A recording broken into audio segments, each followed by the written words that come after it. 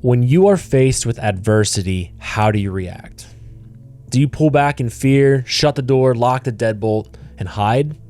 What is our natural reaction as people when we are faced with troubling times? Are we capable of setting aside fear, anxiety, and uncertainty? Are we capable of thinking logically and applying reason and navigating the storm with confidence? For some time, we have been relentlessly told that our fate is looming. We watch the news and chaos ensues. The cycle is vicious and the words chosen, meticulous. We see murder, robbery, pillaging, decay, violence, and mobs. We hear yelling and cursing, and people spit on one another and throw things at each other. The influence of those who lead, trickling vitriol down to the base. Those who wish to dismantle raise their voices louder. They will not run the stories of peace, love, compassion, sacrifice. The pot can't be stirred with stories of our values. Only on the hate, evil, violence, and decay can they invoke the emotions that they desire. When faced with adversity, how do you react? You see, the answer is actually very simple to understand, as simple as our foundation and our roots are to live by. We only really have three options in these times: be on the defensive, do nothing and be idle, or be on the offense. The part that strikes me about these three situations is that the one who is obsessed with defending never actually makes a change. Think about a battle for a castle. The walls might hold, and you may hold back an opposing army, but did you actually win? And will they not simply come back another day and strike again? We see this in our culture. Most Americans deeply desire to simply be left alone and to forge our own path. And we're not going to speak. We won't stand up unless it is to defend our line in the sand. But what really occurs? The line moves ever more rearward. Ever more the movement is increased. And how good is a sports team if they only play defense? And how far are they going to go if their only objective is to hold back the advancement of their opponent? Sure, they might actually stop some of the scores, but eventually their opponent is going to score and they will absolutely take ground. Our culture has been carefully molded by those who wish us to simply be on the defense because they know when we are stuck defending, we eventually fall. Picket signs, loud voices of non-compliance, imagery of standing our ground, only to see the next piece of legislation pass with no recourse. Or worse, we simply attempt to stop the onslaught of the left mob legislation without actually going on the offensive. I do not believe that we are called to be on the defense alone. The other option is we can take the middle road. We can simply exist. Like a leaf in the wind, we can just allow the currents to simply blow us to wherever we might land. Carefree, without structure, this is an illusion of freedom and liberty. And there is nothing less noble than being of ethical and moral standing, just simply watching our nation burn. We often take this middle road as the path of no resistance. We attempt to appease those who hate us, who believe that we are less than they.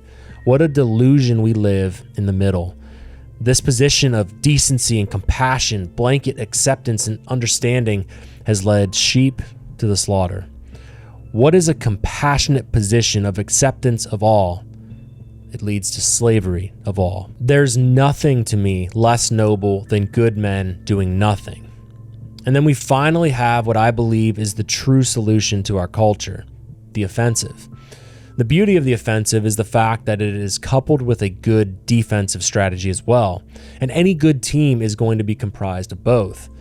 Take us back to that castle army. They're going to have scouts and a force ready to attack as the enemy is encapsulated by the fighting at the walls.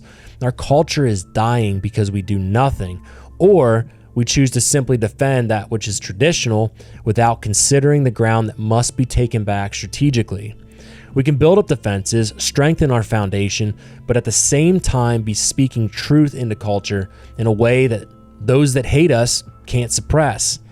We can live our lives as an example of the culture that we embody, and being on the offensive means confronting the issues head on. When we are faced with our liberties being stolen and pushed back, instead of just digging in our heels, we need to push forward. We calculate our moves and we plan far ahead for generations. And make no mistake, this is a generational movement and resetting of this culture in our country.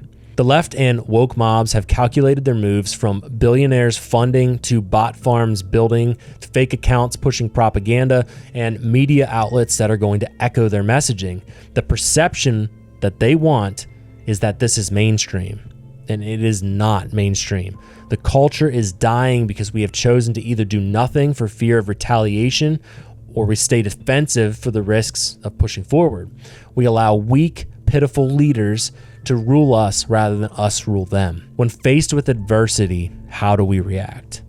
We stand firm on the truth, and we spread a message far and wide.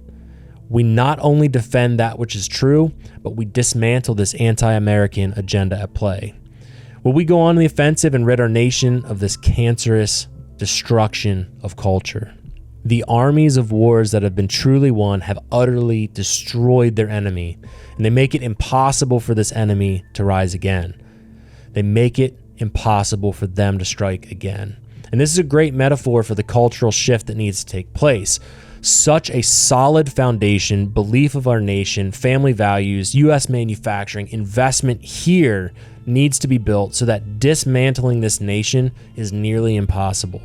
We raise good young men and women. We enforce traditional family values. In the face of adversity, what you do is you defend what is yours, but you're also on the offensive in your community. Through our time, our voice, our media, and the community example, set that bar high. Be the example. Rid our communities of these leeches that prey on the weak to become powerful. Make no mistake, we are in a culture war for the protection of our nation, our beliefs, and our foundation.